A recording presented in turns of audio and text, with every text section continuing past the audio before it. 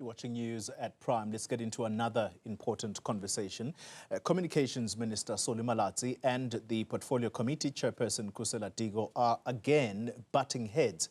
This is over the minister's intention to allow government departments to choose their own IT services instead of the State Information Technology Agency. Diko is accusing the minister of being anti-transformation.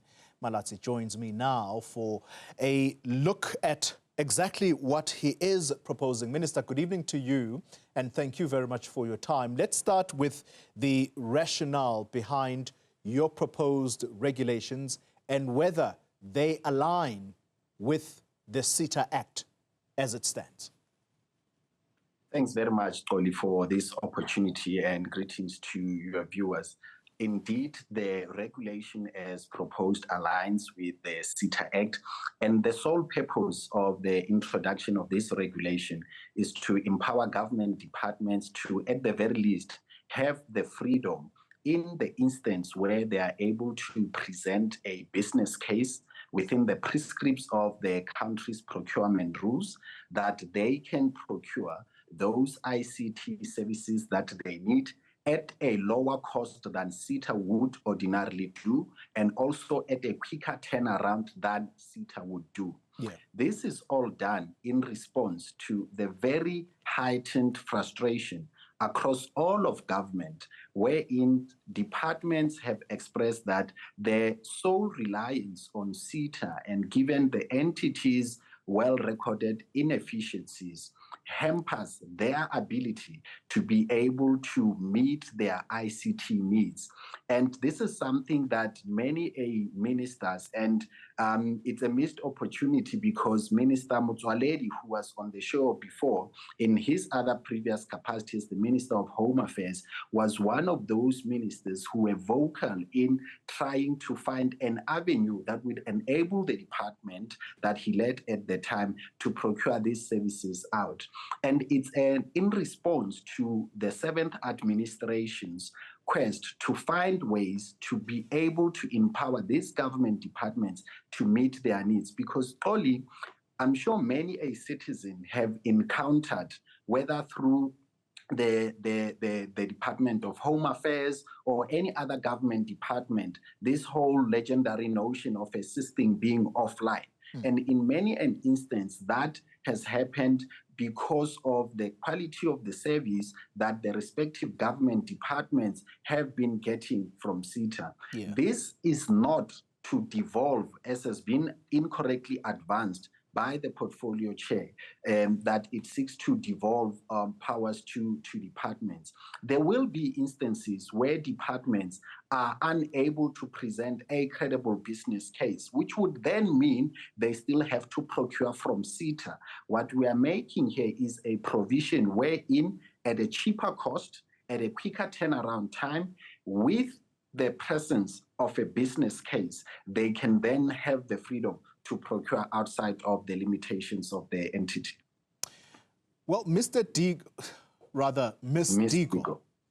yes, she disagrees with you wholeheartedly, and because she says the SITA Act, does not empower you to exempt departments from using the SITA. So the question is, how do you respond to this interpretation and the legal basis upon which you rely to support your argument?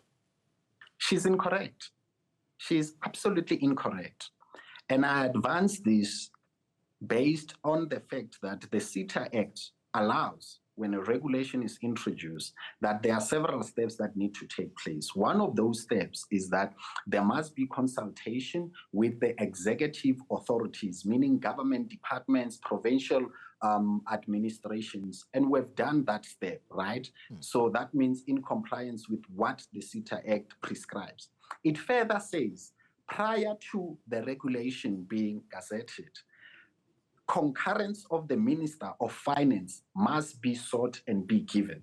The Minister of Finance, being Minister Enoch Godongwana, has given the Treasury's concurrence for this regulation.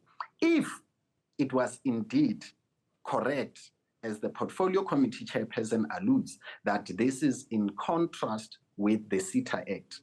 Would the Minister of Finance also give his concurrence, being aware of those restrictions that the chairperson is speaking about? Yeah. This is not a case of a Solly Malatsi being too exuberant to exercise the powers that a Minister of Communication has. This is in line with what the Act prescribes and requires. And Polly, let's also be open. The concerns that have been shared around finding instruments that can help government departments to procure ICT services quicker do not come from ministers of one particular political party. And I would really want you to consider speaking to the Minister of Police, speaking to the Minister of Home Affairs, speaking to the Minister of Health, and all the other ministers from different political parties, and ask them about the efforts that they have sought to pursue in dealing with the challenge that they currently have. Yeah. One of the things that we are trying to avoid, Toli, is that there is a prescription, and it's a very limited prescription in the SITA Act, that says that respective department can make individual submissions to the minister to seek exemptions. And that avenue, having assessed it, is highly problematic because it leaves it to the interpretation of whoever is the Minister of Communications at the time. Yeah. And we have considered the avenue of the regulation to be the most thorough because it relies on those three critical aspects that I outlined. A business case that has to be put before SITA, a turnaround time that has to say, you can't beat this, because SITA will say, okay, we'll be able to meet your needs at this cost within this time frame. If you as a government department can present an alternative to that, surely you should have the freedom to do that. Minister, very quickly, I've got two quick questions before we close. Yeah. It would seem that you've mentioned the weaknesses of the SITA. Those are well documented, as you said. Ms. Diko is clear that this is about you taking the shortcut using regulations to try and fix the problem, as opposed to you perhaps dealing with the law itself. If it needs amending, then do that. But the problem here is that there's also this transformation element. How is that going to be cured?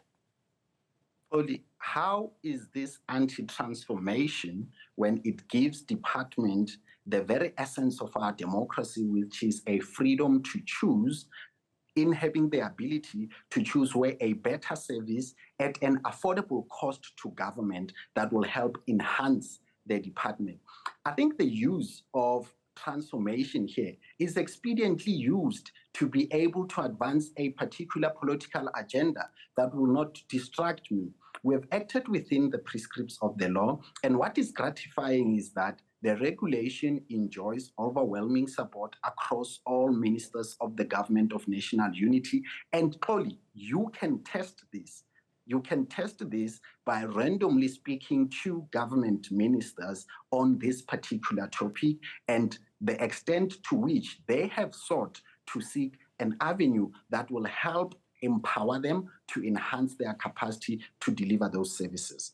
Well, I guess there is only one logical final question, therefore. Do you see a future for the role of SITAs in the government IT sector, or do they Absolutely. not? Does it not have a future? No, it absolutely has a future. And part of that future is setting standards and norms that departments need to abide by in the process of doing the procurement. And secondly, still being able to procure on behalf of those government departments where the cost of procuring through SITA can be affordable compared to the outside alternative. Solly Malatsi, the Minister of Communications and Digital Technologies. Thank you very much.